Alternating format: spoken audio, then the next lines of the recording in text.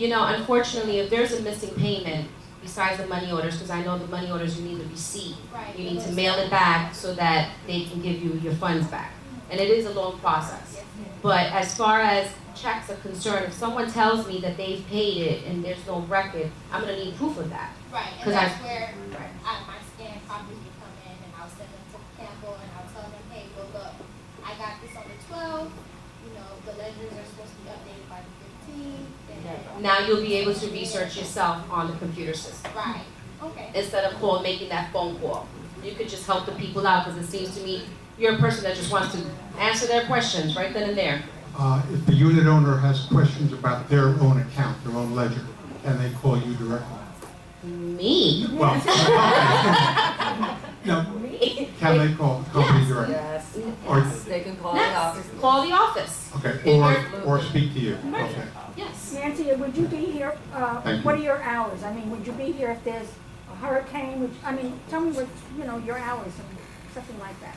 Well, I guess my normal hours I would be here, whichever the normal hours are. But of course, if there's a hurricane that I can get here, All of my managers have course, to report right away. we do. As soon as it's over, we go to, if your portfolio, you go to all of your properties. That's what you do. If you're on site, you go to your property, you assess, take pictures. Of course, we take pictures before if there's a hurricane coming, and then we take the pictures afterwards, and that all gets submitted to the insurance. So yes. Okay, so you're gonna be able to climb on the roof and see, No. Well, obviously, I'm not gonna climb on the roof. No, are you gonna be able to go on the roofs and see if there's leaks and where it's No. coming from as the property That's manager? what you have roofers for. No. No.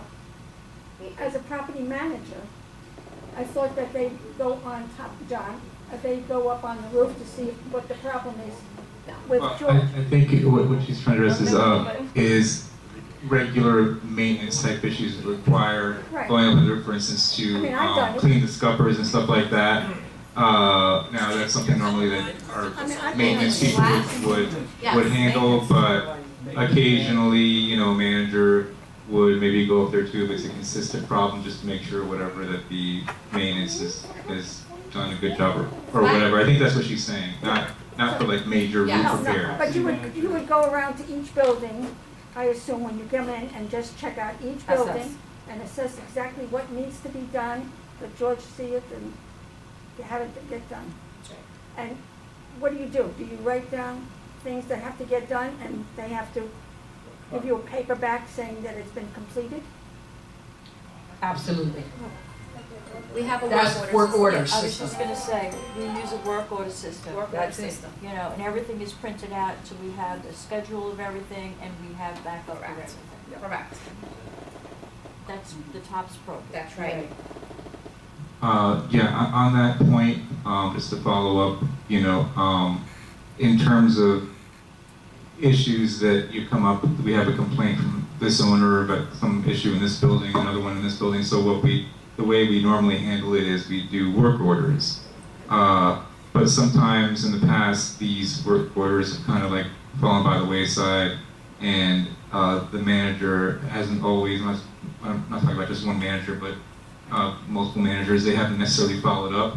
So maybe a month could go by, and the manager isn't aware that work order has never been filled until that same owner complains again and says, oh, well, I told this maintenance person or that maintenance person to do it, and I guess they didn't do it. Well, how would you avoid that? I mean, do you keep on top of it to make sure, okay, this is the work order, you give it to maintenance, it needs to be done by a certain day, and then the manager himself or herself will make sure, okay, it's now September 5th, this is when it was supposed to be done by, at the next staff meeting or whatever, to verify that it's been done. How do you handle that so it doesn't just fall by the wayside?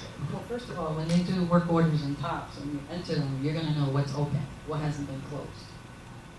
So I'm gonna be able to tell. You'll be able to tell. So there's a But- report. So if that was the case, then how come there's so many things that are still opened? I can't answer that for someone else. Second of all, when something is given, really, I'm not the type of person to wait weeks and weeks. I want things done like it was yesterday. And if you can't do it, somebody else will. That's just the way it is. If you can't keep up with the work, then somebody else will. So somebody's gonna be held liable for it.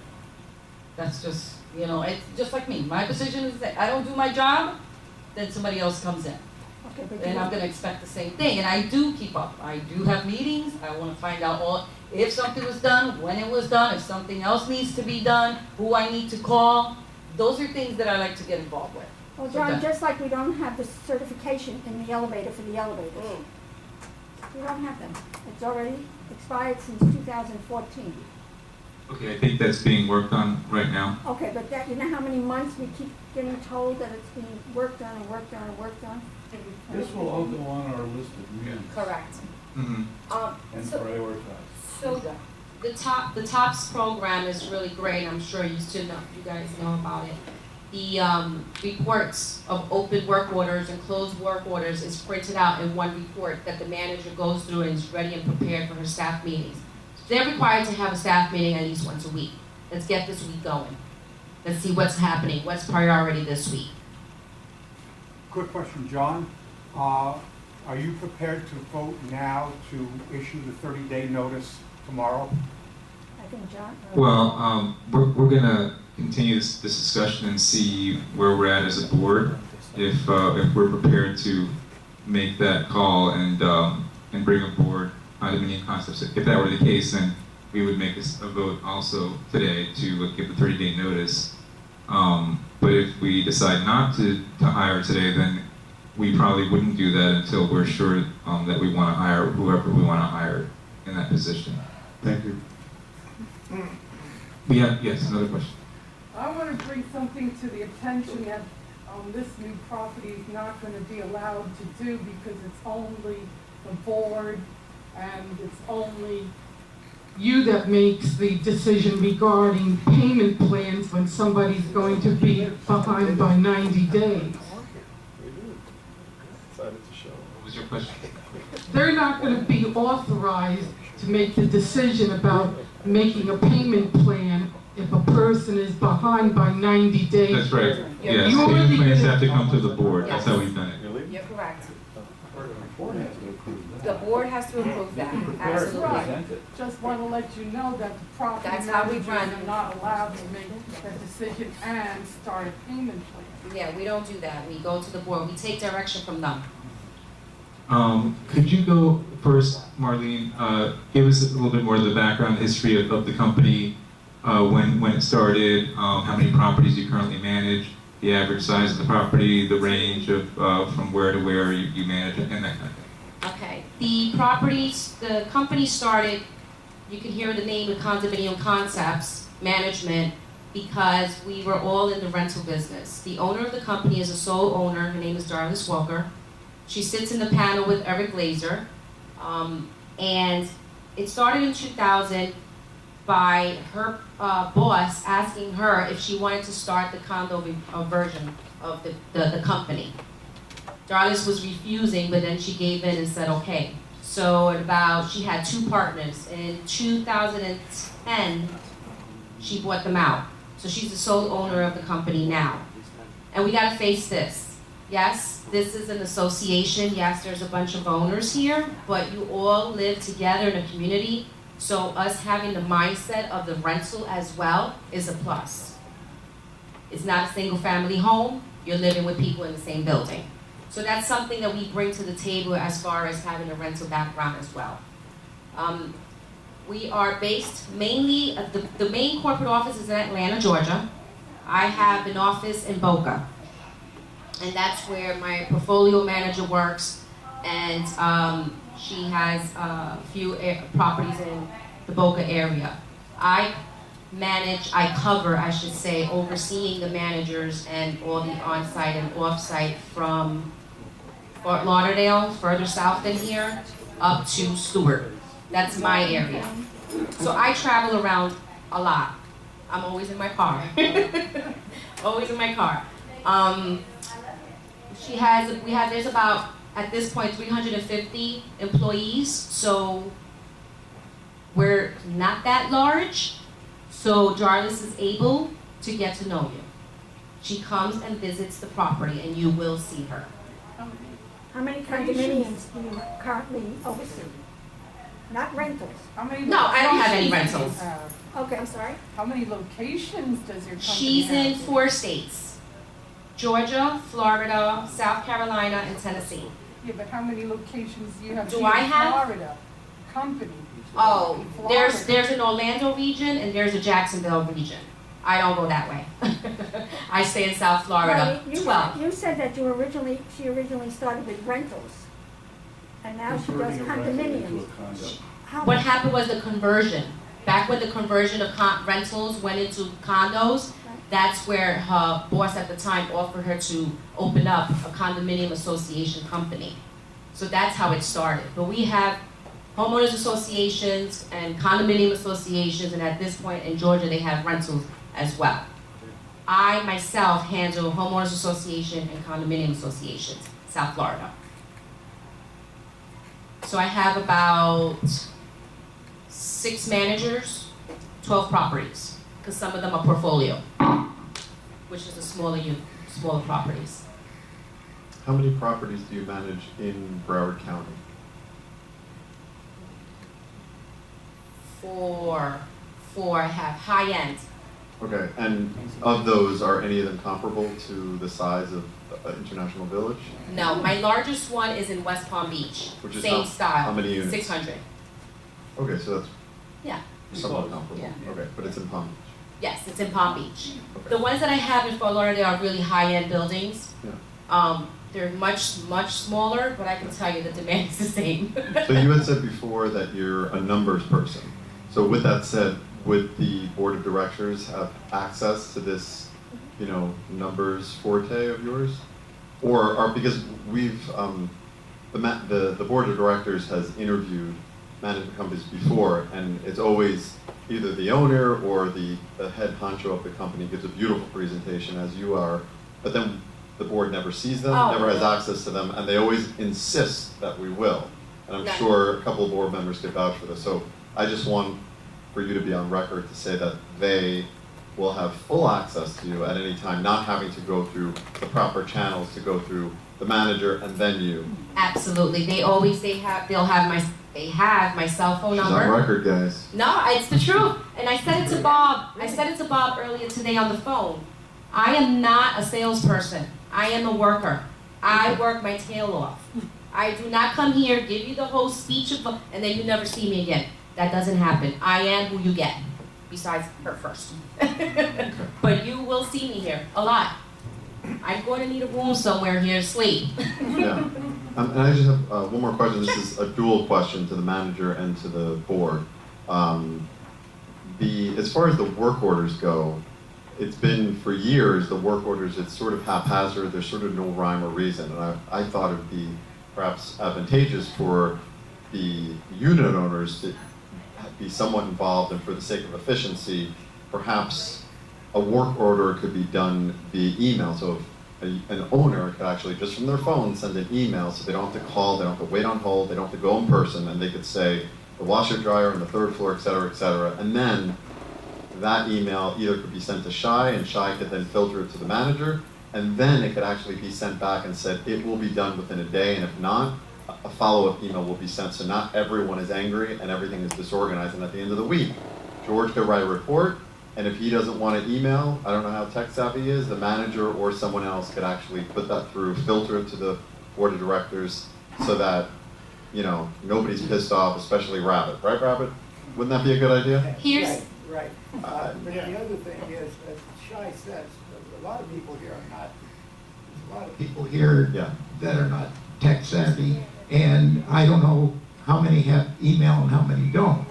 Most of the new owners they email work orders, but all the owners that have been here for a while, they rather come in and let you feel how they feel about a work order that needs to be created or hasn't been done. They want to see you, or they want to put it in writing. You have like a Well, Rabbit, I just want to clarify. I'm not suggesting limiting it to no, email. that's another aspect. Yeah, I'm just saying, Okay, add yes. in like adding An another, option, yeah, another form of communication to make it more efficient, but that Yeah. doesn't mean that you can't go into the office, that doesn't mean you can't call. So, Okay, yeah, that would be great. And then in addition, if it's all in writing at the end of the week, That's right. the board could, was this done, was that done, this way they could say, this is what was supposed to be done, and this is what is done. And at that point, if it's not done, then it's on you guys, the board of directors, for not following through with the fact that you didn't get an email. Because if you let the powers that be, if you let them get away with not actually following through with that email, then, you know, I hate to say it, but shame on you guys for not holding their feet to the fire. You know, Yeah, and yeah. I think you would agree with that. Yes, and I think the owner or resident, whoever sends in an email or stops at the office, when it's done, Yeah. I think they should be informed it's been done. Absolutely, as opposed to just wondering, but that has Yeah. to be done, I personally think if it's done in writing, the board could be CC'd, and then everything is documented so that nobody has to wonder. Great. But it's just not been done. In all the years and the times I've been on the board, it's never done, and just time goes on, and then we get angry and frustrated, and it's so haphazard, it's not Yeah, organized. I'm with So you. I wanna Make a just point. ask You're the gonna- potential future manager, is that something that you Let me just are give you open to? our, there's Please. gonna be a website. People can go in through there, for the people that do have computers and know the internet, you can put a work order in through there. Yeah. Or you can send the email, as you said. The email will go to the front office, not necessarily to Nancy, and the work order gets put into the system. Yeah. They would have a box on where it needs to go for the maintenance guys to be able to pick up. Once it's completed, there's another box where it's signed off, done, or I had to order a part, or whatever the notes are on the work order. And then it goes back, she'll put the information into the top system so that when she looks at her report, why is this still open? A part had to be ordered. Right. It'll arrive tomorrow. So Right. it'll just keep, now as far as the board is concerned, they'll get a report at the end of the month showing everything that was done for work orders. So Right. like you said, Yeah. they would see what's still open. Again, I think more importantly, for example, and I think this happens a lot, I'll just give the most obvious generic example, the washer dryers. There's a zillion of them, so at some point, there's always one that breaks. So if I put in a work order and I say, the second dryer on the third floor of such and such building is not working. A week later, I assume it's done, so now I've schlepped my clothes, assuming that that's fixed, and it hasn't been fixed. Now, I don't mind it's not fixed, I don't think anyone's purposely not fixing it, but to then not be informed, now I'm pissed.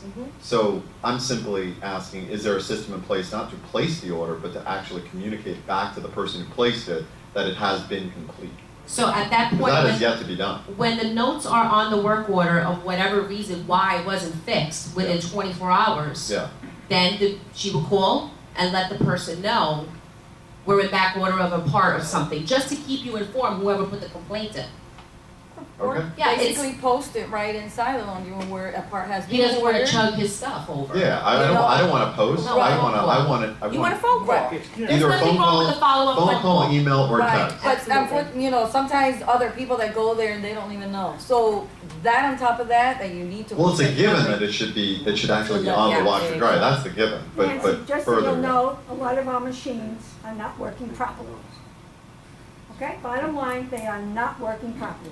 Brian knows, I'm in the office constantly about a washing machine, they'll fix it for a day and zoom, it's not working. So, I mean, there's a lot of machines here that have problems. So, if they may fix it one day, Don't we have a maintenance contract on that? That's what it's something that we'll look into. I mean, I know there's gotta be a list going I don't on. think there's a maintenance In contract other words, anymore. we wouldn't spend that much money and not have that. We own them now. If we don't A have it. maintenance you own them? contract, or you own them? Yes, We own them, but we don't buy that, you don't spend that kind of money, you don't buy what? We got, What's the 11 age of buildings them? with, It's about with 4 7 years old. Yes, we have a water maintenance dryers and so contract. on. It's 6 years old already? Oh my God. You've gotta have 4 somebody years, on I thought. call Service. who knows how, we have a Service service contract. That's what I'm saying, a service contract, no one in the right mind would buy all that without it.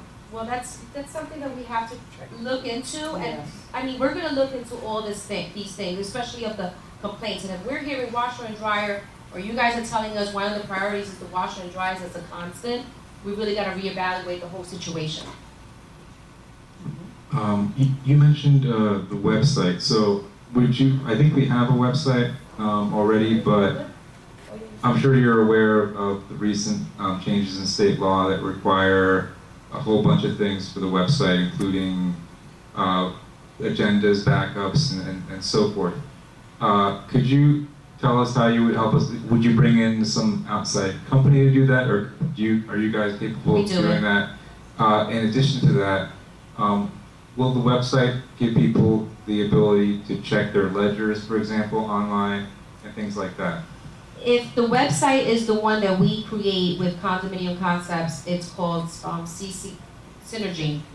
It's called Synergy. With that website, you can put in work orders, it's tied to our accounting system, and we load the records. So, I mean, for your website, I don't know what you can or can't do on there. Nothing. So, it's honestly, for this size of a community, you really should have a website that's feasible and you're able to do It's not going to be things. compliant in January, when the law requires it. January 1st. Yeah, not even close. We should not be able, have to put in a records request according to the new statute. You should, any records Right. that you would request, go get. Honestly, it will make all our lives easier and less phone calls. I guess the only question on my mind is, would there be password On the protection? website, so. There's a list of items that is public information, Right. and then there's some items that's private. Right. So yes, Synergy is gonna give a certain access to the public, certain access to the homeowners, certain access to the board members. So you would be able to set it up and get all the stuff on there that they require. I think it's the condo docs, We have to, agendas, and I think minutes. Okay. we have to. Yeah, it's coming There's back no to option you. on it. Yeah, there's a list, a large list that Mhm. has to go on. They're not gonna do anything with the sales and lease, is that correct? Okay. They're not doing anything with the sales and lease, the sales and lease committee will be within our, own. Okay, what he's asking is, we have a sales needs committee made up of volunteers, volunteer owners who go through the lease applications as well as the purchase applications, and either reject or approve based on our docs. And then that goes to the board and we just ratify on a monthly basis. Is that how a lot of your That's exactly how condominium it's done. properties? Okay, good. That's exactly how it's done. I can say that before you get those packets, my pet peeve is they gotta be complete before Well, this committee sees Right, it. right. I don't like when a committee kicks back something because somebody missed something. I want it complete, every I dotted, every T crossed, and then you pass it to the committee. Do you interview? Yes, this is how it goes. The application comes in, I review the application, make sure nothing is missing, okay? Once I have the complete application, we do a background check. After the background check comes back, we give it to the committee, okay? The committee reviews it, they go through everything on the file, okay? That's when they approve or disapprove at that point. Then it comes back, and then either I do an orientation or I have to write a letter that it was disapproved and it was signed off, and the reason, whether it was income, FICO score, or whatever it happened to be. At what point do they do the income or the FICO score in getting an application? At what point? The background check tells us that. If the background check is when you check to see if they're eligible. Right, you do a background check on each applicant to see if they're eligible. Criminal, their. Right, everything. Their credit score. But I tell them to get in the habit of not collecting pieces of documents. Exactly. Bring everything all together, because I'm sorry if anybody here is a realtor, but they are, here, can you take this and I'll come back later? No. No. Bring me everything That's right. together. Packet has to be complete. The money, if there's an application Right. fee, has to be there. Then we'll run the background and so That's forth. right. So.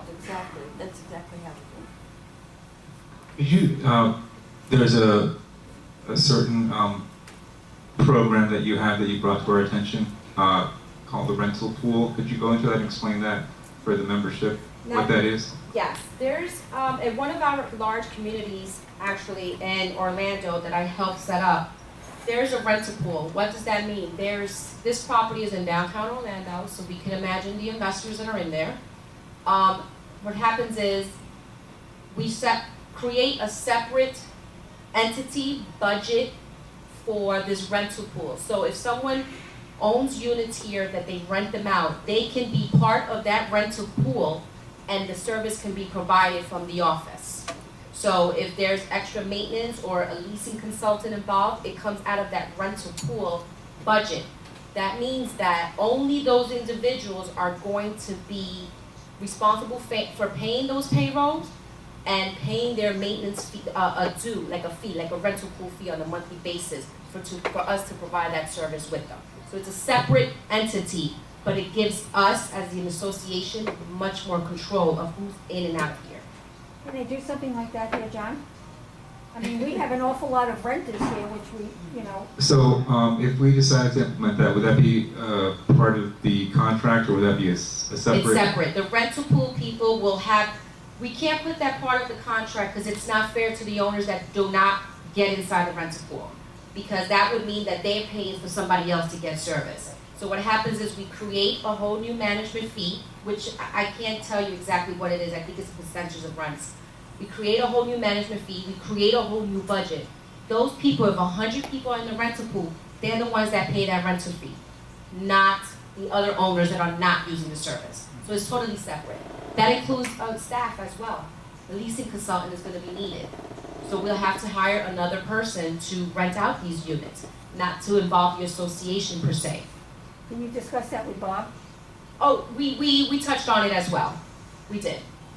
We touched. It's a great, you could really control what's going on here. I assume could we start that if we decided to go that direction?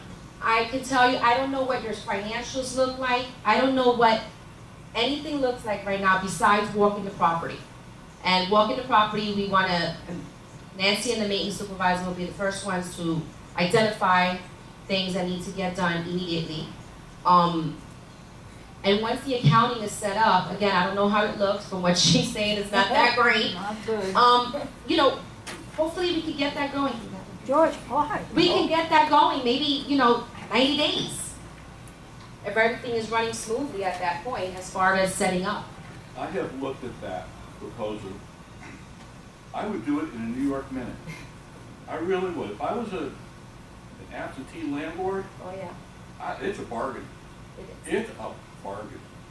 I would sign up for it. You're paying Win-win. a rental pool fee, and that's what you're paying, and then any supplies, any maintenance supplies, because at this point, we would have to go in, maintenance has to go in to service the inside of the units. It's different than an owner. So what happens is, that expense has to be washed out with income. So, instead of just giving the rent to the homeowner, we deduct the HOA fee. We deduct any supplies or any expenses that it took to get their unit ready for rental. So we control it. And then we cut the rest of the money to them. I think what's missing here in your presentation of it, and this is what Daryl has told me, like I lit up like 4th of July when I heard that. This is Jesus. The owners can own, but we're the landlord. So the contract to rent is not with the owner of the unit, it's with the association. So we can This evict. means if they're gonna be in arrears, guess what? The rent comes to the office first, whatever we are owed by that investor comes out of that rent and the balance gets sent to them in a check. Now, why would I want to do that? Well, if I need service, I call the office and somebody from our maintenance goes out and they do the maintenance at a reasonable fee. I'm not expecting it for nothing, but we don't have to go into collections. I just take it out of the monthly payment that's coming into the office from the tenant and send me the balance. And It's it's really, a different passive system. income. It's totally passive. It's a different work order system. It's a whole different accounting system. We never used to have so many rentals here. It's true, we should have a cap. It's unbelievable. We have like maybe 65% is rentals, We need to put a cap on that. 65% rentals. You'll have to amend the documents if it's not in there already. Not necessarily. We can talk about that later. Okay? You got No, something?